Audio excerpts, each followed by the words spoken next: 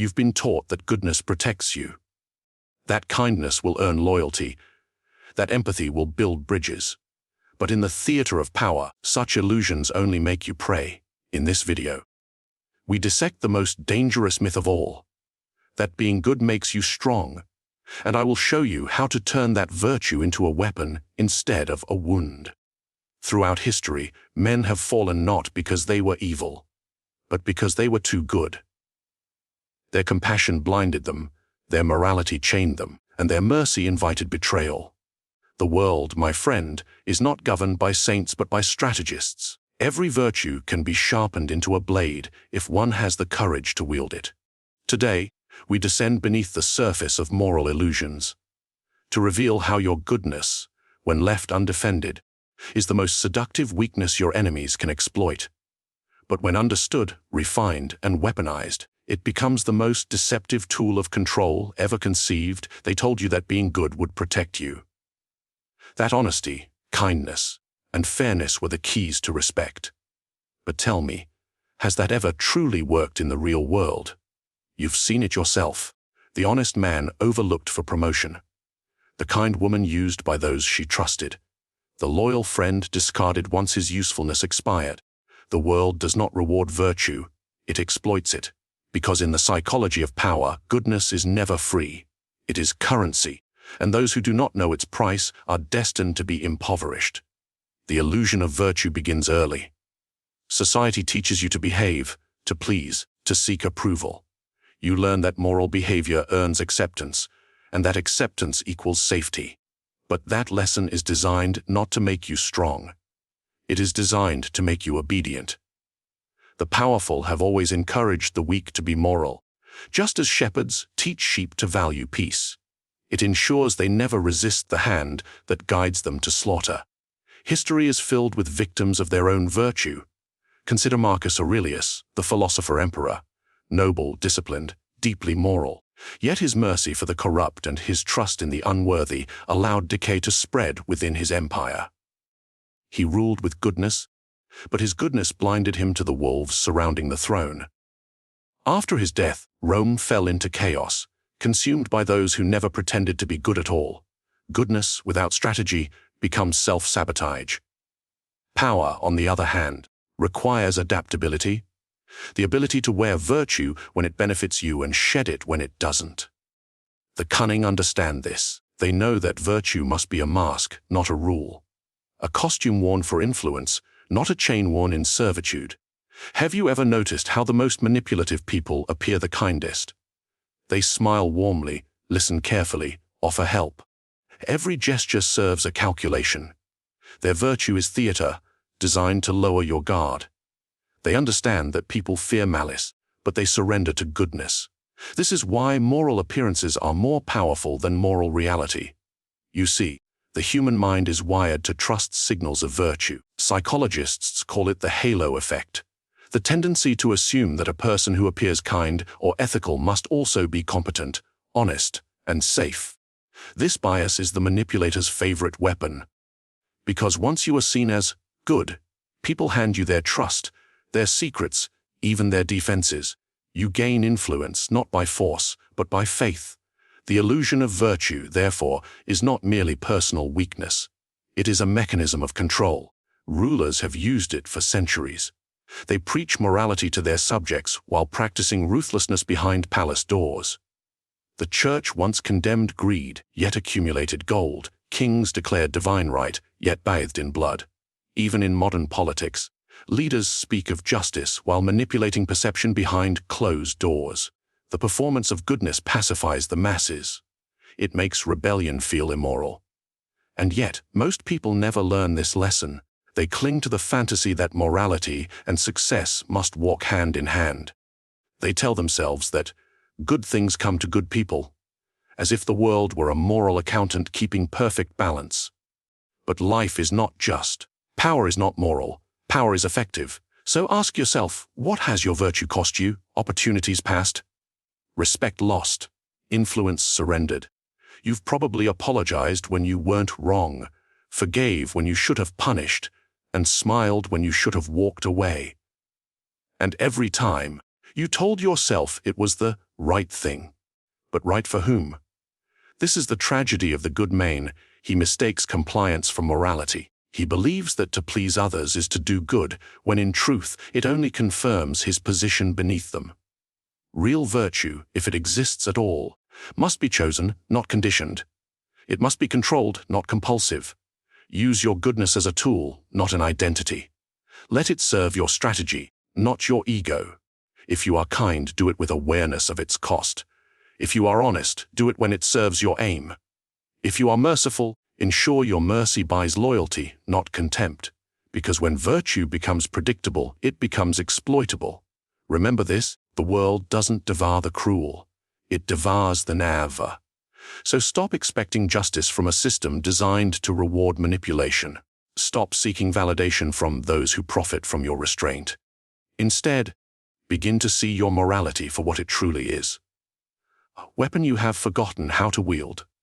Because in the game of power, it is not the wolf who perishes, but the sheep who insists the world is fair, and once you see that illusion for what it is, you will never look at goodness the same way again.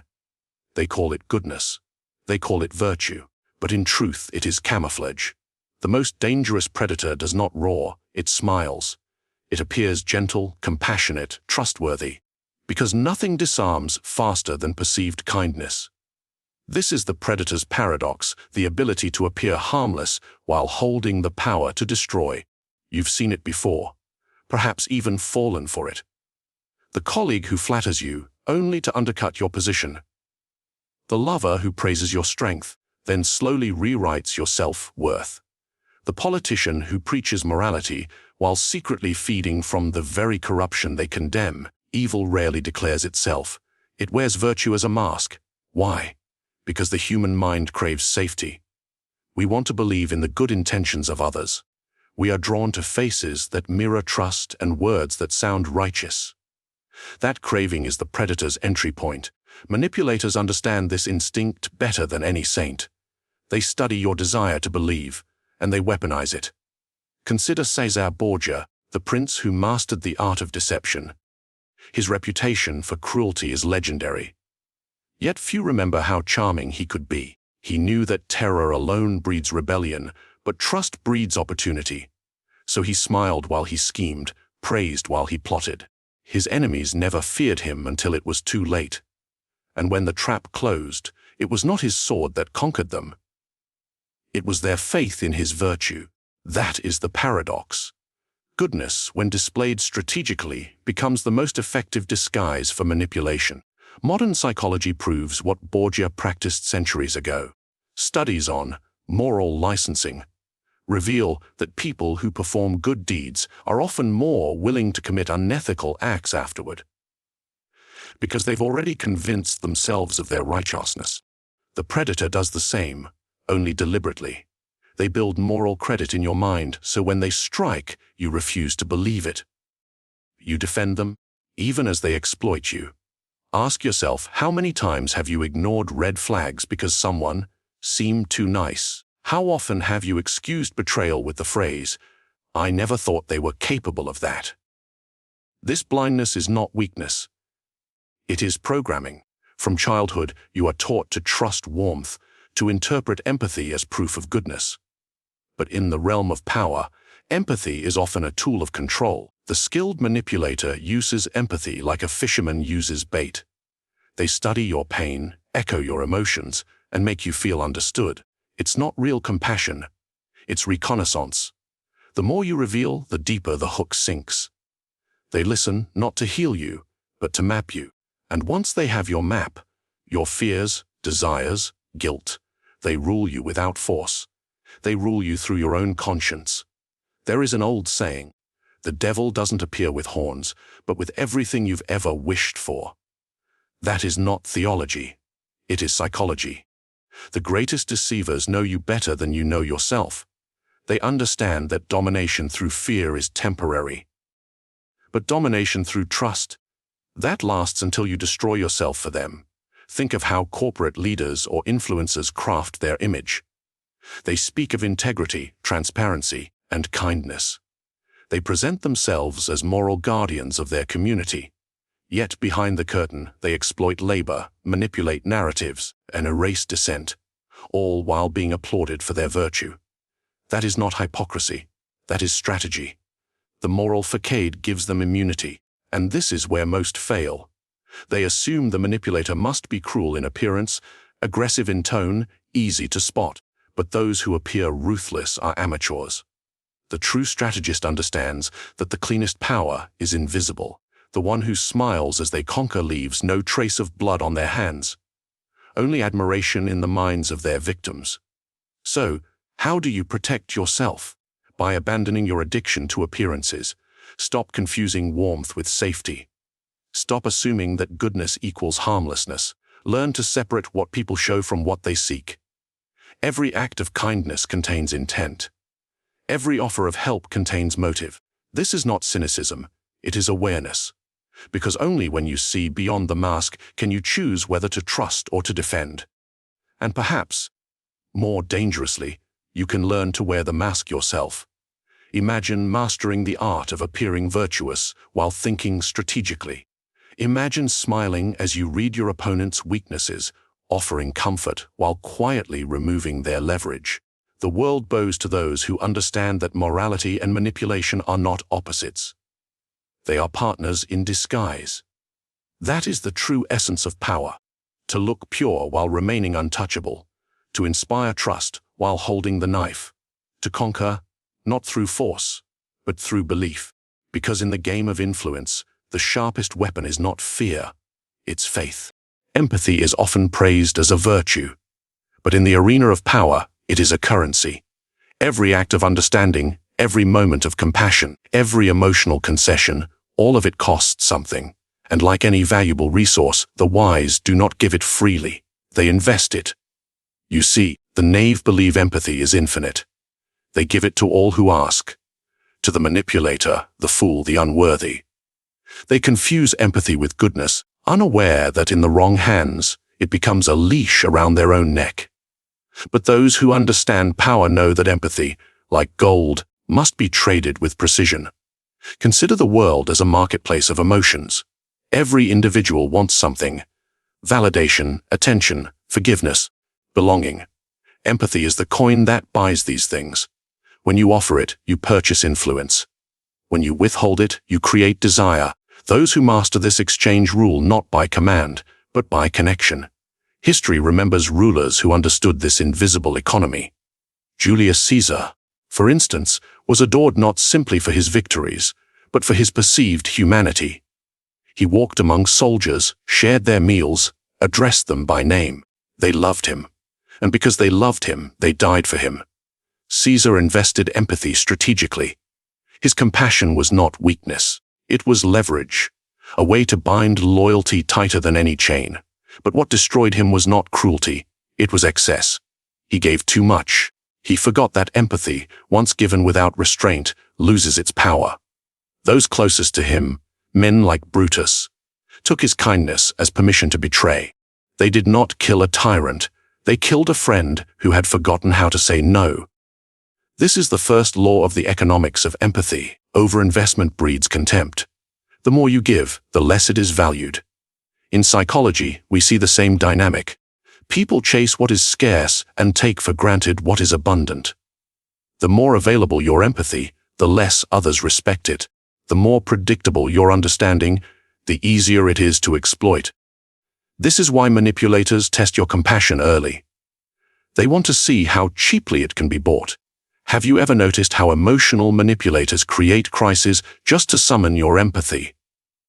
They tell stories of suffering, exaggerate their pain, play the victim.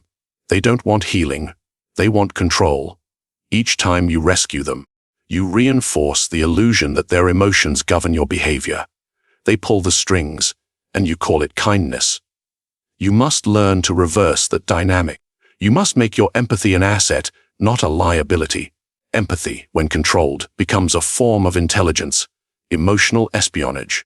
The ability to feel what others feel allows you to anticipate their moves, predict their reactions, and engineer the outcomes you desire. This is not cruelty, it is clarity.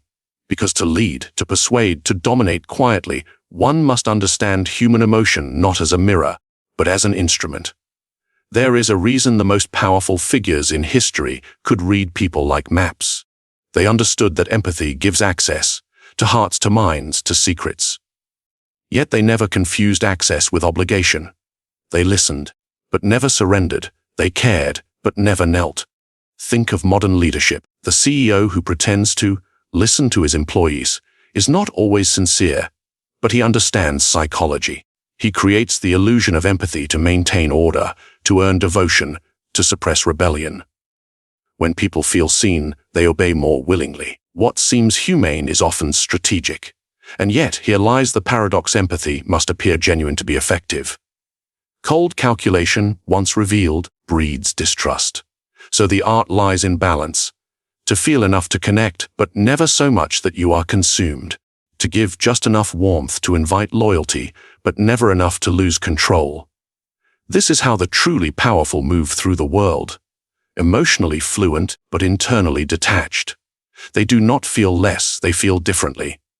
They sense emotion as a strategist, not as a victim. So I ask you, how do you spend your empathy? Do you waste it on those who drain you, or invest it where it yields return? Do you give it freely, hoping to be loved, or use it to bind others in silent allegiance? Every tear you wipe, every ear you lend, every word of comfort you offer, it either strengthens you or weakens you. The difference lies in intent. Empathy should never be a reflex. It should be a decision, a tool in your arsenal, a calculated gesture that advances your position while maintaining your composure. Because the truth is this: those who control emotion control behavior, and those who control behavior control the world.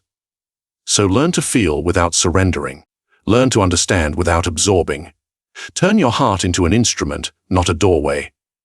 Paused, because in the next lesson, we go deeper into the mask of morality itself, where virtue becomes camouflage and righteousness becomes the perfect disguise for power. Morality is not truth, it is strategy. The wise understand this, the weak worship it. You've been told that moral behavior is sacred, that righteousness is the path to peace, that honesty and virtue create harmony.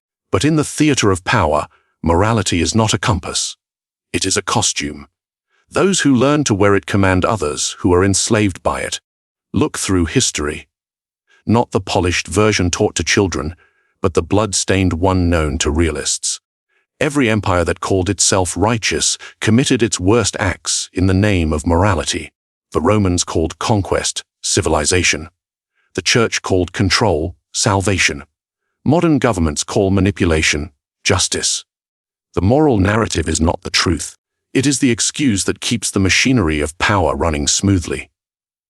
Why does it work so well? Because humans are moral creatures in appearance, not in action. We crave the illusion of goodness. We fear being seen as evil more than we fear being powerless. This fear is what every ruler, priest, and politician exploits. They do not force obedience. They moralize it. They convince you that submission is virtue and rebellion is sin, and you obey, not because you must, but because you want to be good. That is the genius of morality as control. Imagine two leaders. One rules by fear, the other rules by moral conviction. The first must always threaten his subjects to maintain order. The second needs only to convince them that his commands are right. The people will police themselves, punish dissent, and sacrifice their freedom willingly. The second leader is not moral. He is Machiavellian. He understands that the most efficient tyranny is the one disguised as righteousness. This is why the powerful always speak the language of virtue, for the greater good, for peace, for justice. The words shift through ages, but the strategy never changes. Morality is the velvet glove that conceals the iron hand. Even in your personal life, this pattern repeats. The manipulative partner uses guilt instead of force. The cunning colleague uses moral framing to appear selfless while advancing their own interests. The friend who says, "I thought you were better than this," is not appealing to truth. They're weaponizing your morality to control your behavior. Psychologists call this moral coercion. It's the act of using someone's desire to be good against them. And it's devastatingly effective, because morality operates through identity. When someone attacks your morals, they attack your sense of self. You will comply, not to please them, but to protect who you believe you are. The truly strategic mind learns to detach from this illusion, to understand morality not as a virtue, but as a language, one that can be spoken, bent, or silenced depending on the moment. You must ask yourself, do you follow morality because it aligns with your goals, or because you fear judgment? If it is the latter, you are ruled by invisible masters. The opinions of the crowd, the conditioning of society, the guilt planted in childhood. The moral man is predictable. He acts not from choice, but from programming.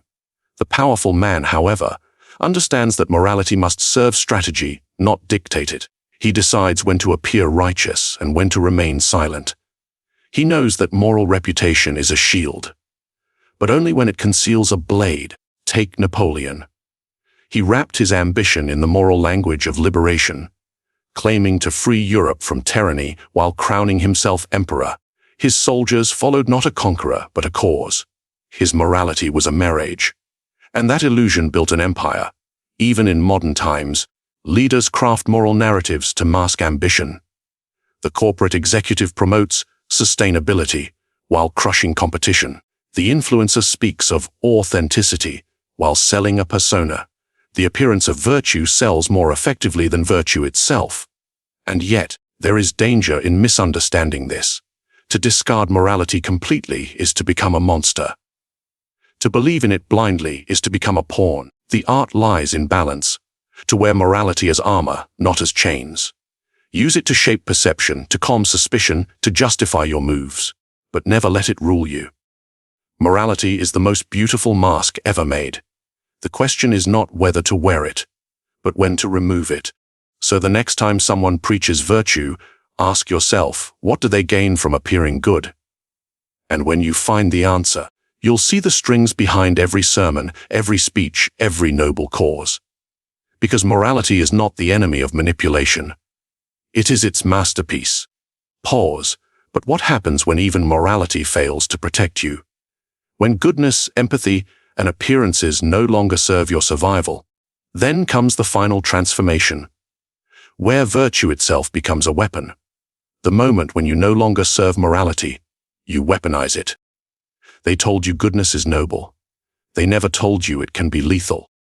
Because when understood correctly, when stripped of illusion and refined into strategy, goodness becomes the most elegant weapon in the world, not through aggression, not through deceit, but through the illusion of innocence. The most dangerous kind of power is not the one that threatens. It's the one that comforts while it conquers. The world fears evil, but it submits to goodness. And that is why the truly powerful never appear ruthless. They appear righteous. You must learn this goodness, when used consciously, disarms enemies faster than cruelty ever could. The cruel are predictable. Their intentions are seen from miles away, but goodness blinds. It seduces. It convinces others that your victories are justified, that your ambition is moral, that your dominance is deserved. This is the art of the weaponized virtue. History is filled with its masters. Take Joan of Arc, a young peasant girl armed not with a sword, but with the purity of her faith. Kings and generals commanded armies, yet none could rally devotion as she did. Why? Because her goodness became her shield and her spear. Her moral purity turned into charisma, her suffering into sanctity. Even her death sealed her influence, transforming defeat into immortality. Goodness, when performed with conviction, outlasts steel. The powerful have always known this. They wrap their intentions in moral language, their conquests in compassion. When Alexander conquered Persia, he didn't declare war for power. He claimed to bring unity to mankind. When modern nations invade, they speak of liberation. When corporations manipulate, they call it progress. The moral justification is not the truth. It is the strategy that protects the truth. You can do the same on a smaller scale, in relationships, in leadership, in influence. Imagine confronting an adversary. If you fight them with open hostility, they resist. They mirror your aggression. But if you adopt the posture of goodwill, if you speak of understanding, of peace, of shared purpose, you remove their defenses. They reveal their plans to you willingly. They underestimate you, believing you incapable of manipulation. And that is precisely when you strike. Not physically, but psychologically. The wolf in the modern world doesn't need to hide in sheep's clothing. He simply needs to appear sincere. Psychologists call this the moral halo effect. The more virtuous you appear, the more credibility and influence you gain. People trust those who seem good. Not because they've earned it, but because it comforts them. It validates their worldview that morality still has meaning. Use that instinct. Shape it. Speak with moral clarity, even when your motives are strategic. Because perception is stronger than truth, and perception is what builds power. But here lies the subtle danger. If you play the saint too long, you risk believing your own performance. The actor who forgets the mask becomes the fool. Remember, virtue is a weapon, not an identity. Use it to open doors, win loyalty, and silence suspicion. But never confuse it with sincerity. A skilled manipulator doesn't lie. He allows others to create the lie for him. He gives them just enough goodness to build their own illusion of who he is. Then he steps back and lets that illusion work on his behalf. The result: trust without effort, loyalty without demand. You may think this sounds cruel, but it is not cruelty. It is design. Because power does not survive on truth alone. Power survives on belief. When people believe you are good, they forgive your faults. They justify your ambition. They even protect your image for you. And when they do, you have achieved the highest form of control: moral authority. But let us be clear, moral authority is not granted by virtue. It is crafted by perception. It is built upon emotional precision, restraint, and the ability to speak the language of conscience while pursuing the logic of power. So ask yourself, what image of goodness do you project? Does it serve you or betray you?